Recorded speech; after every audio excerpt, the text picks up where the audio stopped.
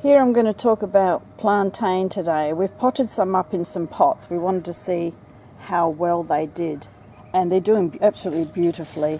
Now plantain, you can identify it by these veins. I'll see if I can get a good shot for you on the back there. Now this is the narrow leaf. You can get the broadleaf, which is oval shape plantain. Now plantain is really good for respiratory problems, coughs, colds. You can also use it on small wounds and cuts. Liver function, kidney function. If you make up a tea, 1 to 2 cups a day, that would help you. Any inflammation, any skin rashes is really, really good. Now, I want to really tell you what happened to me. So, I'm just wondering if you can see this little red mark on my finger there. Okay, about there. That was a burn. Last week I burnt myself on a frying pan. And the first thing you should do is run it under cold water for about 10 to 15, 20 minutes. Well, as I was doing that for about, a minute, I noticed that the plantain, so I thought I'm going to give it a go. So I came out here and I picked a young leaf of plantain and I chewed it up in my mouth and I placed it right on the burn. And the pain of that burn, even though it was only a small burn, it was terrible. And within a few minutes or seconds even, only about 2 or 3 seconds, I could feel the pain subsiding. I left it on there and my husband asked me about 5 minutes later, how's your pain? I said, I don't have any pain. I did not have any pain whatsoever, because what this does is it draws out the pain.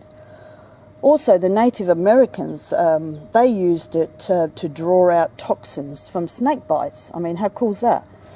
So I left it on there for the rest of the evening, and I took it off when I went to bed, obviously.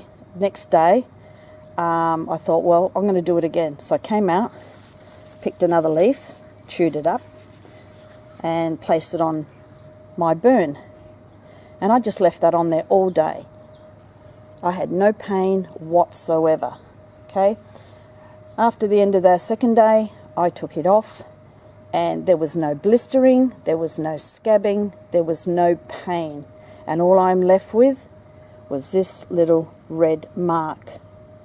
I think it was amazing. I was shocked, honestly. I was absolutely shocked. I didn't think it would work, but I was a bit skeptical, to be honest, but I had to try it.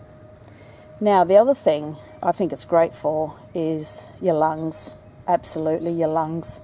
And with what we're going through now, with all this virus, this will help. Honestly, this will help. So these grow wild. You might have them in your lawn, you might have them in your backyard, front yard, driveway, pathway. You'll see them along riverbanks.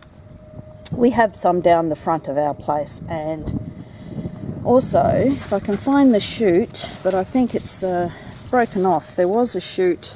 It sends up some seeds, and that's how it just spreads all over. Now, the other thing with the seeds, if you're familiar with psyllium husk, that's where psyllium husk comes from, is your plantain. Okay? And that's very good for your bowels. And I just think this plant, that if you could only have one, it would be plantain, because there's a lot of weeds, and it's a weed, guys, it's just a weed, but it's a medicinal weed. But if you could only have one, I would definitely pick plantain. I think it's just absolutely wonderful. So I hope this helps. Go out and try and identify it. I'll just have another close-up here. See those veins there? Yeah, check the back out, check the front out, and just make sure you identify it before you start using it. Okay, well look guys, I hope this helps, and this is why we water our weeds. I mean, seriously, my neighbours must think I'm crazy. When my husband's watering the garden, I yell out, don't forget to water the weeds. So take a look out, see if you've got any plantain, and do a bit of research, you know, and use it. It's really good. Thanks guys. Thanks for watching.